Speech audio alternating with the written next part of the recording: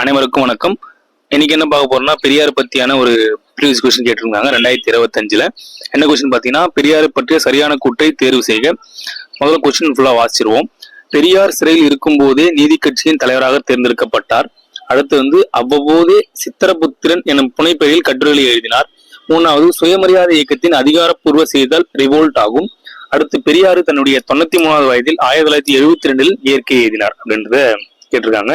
So நம்ம ஏற்கனவே இந்த 2 கொஸ்டின் நம்ம பெரியார் பிறந்த நாள் அன்னைக்கு ஒரு 5 கொஸ்டின் கேட்டிருந்தோம் பார்த்தீங்களா. ஸோ அதுல இந்த 2 கொஸ்டின் நம்ம பார்த்துருந்தோம். என்னன்னு பார்த்தீங்கன்னா, பெரியார் சிறையில் இருக்கும்போது தான் நீதி கட்சியின் தலைவராக தேர்ந்தெடுக்கப்பட்டது கரெக்டு.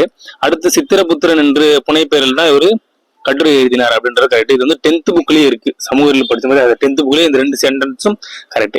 ஸோ அது போல நமக்கு 3 நாள் தான் தப்புன்னு தெரியுது. 3 நாள் தப்பு. ஸோ 1, 2 ஆன்சர் பார்த்தீங்கன்னா பாம்பே, 1, 2 சரி. ஸோ உங்களுக்கான கேள்வி என்னன்னு பார்த்தீங்கன்னா, பெரியார் எந்த சிறையில் சொல்ல நீதி கட்சியின் தலைவராக தேர்ந்தெடுக்க முதல் கேள்வி. அடுத்து, எந்த சிறையில் சொல்ல நீதி கட்சியின் தலைவராக தேர்ந்தெடுக்கப்பட்டார் முதல் கேள்வி. அடுத்த கேள்வி, சுயமரியாதை இயக்கத்தின் அதிகாரப்பூர்வ செய்தல் என்ன அப்படின்றது 2வது கேள்வி. 3வது கேள்வி என்னன்னு பாத்தீங்கன்னா, பெரியார் தன்னுடைய எந்த வயசுல, ஸோ ஆண்டு பிளஸ் அதை மட்டும் நீங்க கமெண்ட் பண்ணுங்க. ஸோ ஆன்சர் பாத்தீங்கன்னா பி. ஸோ உங்களுக்கு இது 3 நாள் தப்பு. ஸோ அதற்கான ஆன்சர் சரியான ஆன்சர்னு கமெண்ட் பண்ணுங்க. அது போல பெரியார் எந்த சிறையில் சொல்ல நீதி கட்சியின் தலைவராக தேர்ந்தெடுக்கப்பட்டார் அப்படின்றதையும் கமெண்ட் பண்ணுங்க. நன்றி, வணக்கம். மீண்டும் சந்திப்போம்.